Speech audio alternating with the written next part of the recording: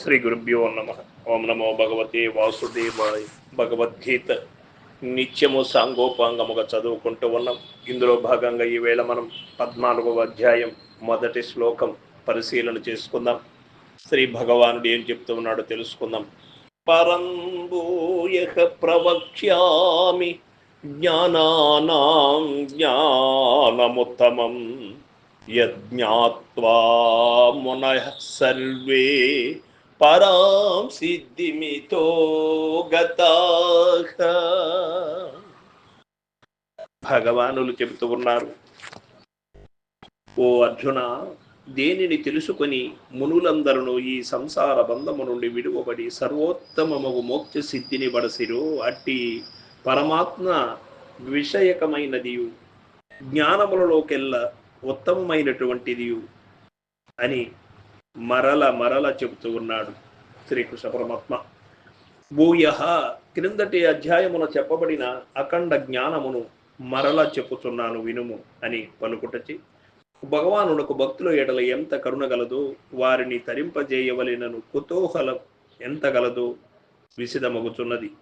ఉత్తముడగు గురువు విశ్వాసపాత్రుడగు శిష్యునకు మనస్సునకెక్కుటకై ఒకే బోధను మరల చెప్పుచుండును.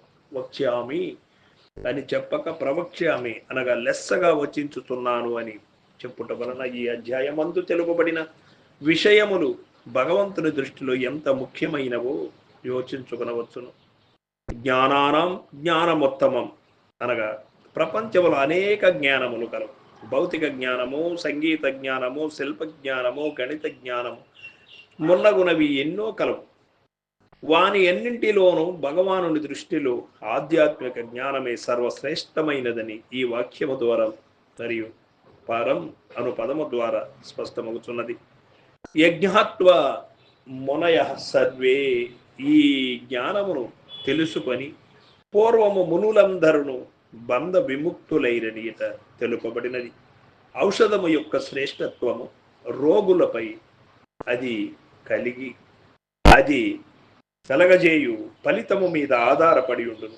దేని సేవనము చే రోగము శమించును, ఆ ఔషధము చాలా గొప్పదని అర్థమవుతుంది. అట్లే పూర్వము మునులందరూ ఈ జ్ఞానమును సేవించుట వలన బంధరహితులై శాశ్వత మోక్ష స్థితిని పొందిరి.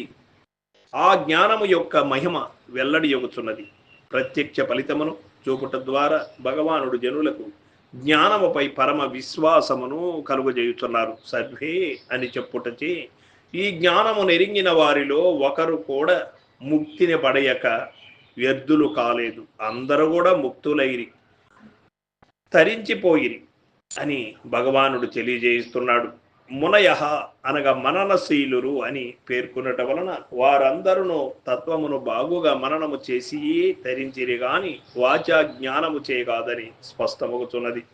పరాం సిద్ధిం అనగా మోక్ష స్థితి అన్నిటికంటేను గొప్ప పదవి అని చెప్పబడుటచి, చిన్న చిన్న ప్రాపంచిక పదవులను గతులను గొప్పగా తలంచి మురిసిపోక వాని కంటే ఎన్నియో రెట్లు ఆనందకరమైనట్టి పరమాత్మ పదమును జ్ఞాన సముపార్జనము ద్వారా పొంది ధన్యులు కావలసి ఉన్నది. భగవానుడు చెప్పబో జ్ఞానమెట్టిది అన్నప్పుడు జ్ఞానములలో అన్నిటిలోనూ ఉత్తమమైనది. ఏమి తెలుసుకుంటే మళ్ళీ ఇంకేది తెలుసుకోవలసినటువంటి అవసరము లేదు అట్టి జ్ఞానం. దాని నెరుగుట వలన మనుషులందరూ మోక్ష స్థితిని పడయగలరు. మోక్ష స్థితి ఎట్టిది? ప్రపంచంలో అన్ని పదముల కంటే శ్రేష్టమైనది కదా. దాన్ని పొందినటువంటి వారికి ఇంకా ఏమి గాని పొందవలసినటువంటి అవసరం లేదు. ఏమి తెలుసుకుంటే ఇంక ఏమీ తెలుసుకోవలసినటువంటి అవసరం లేదో ఆ సత్యాన్ని తెలియజేస్తూ ఉన్నాడు ఇక్కడ భగవానుడు. కావున రేపటి రోజున మనం 2వ శ్లోకాన్ని పరిశీలన చేసుకుందాం. జ్ఞానము యొక్క మహిమను ఇంకను భగవానుడు ఏం చెప్తాడో తెలుసుకుందాం. సర్వం సద్గురు పాదార్పణమస్తు. జయ గురుదేవ.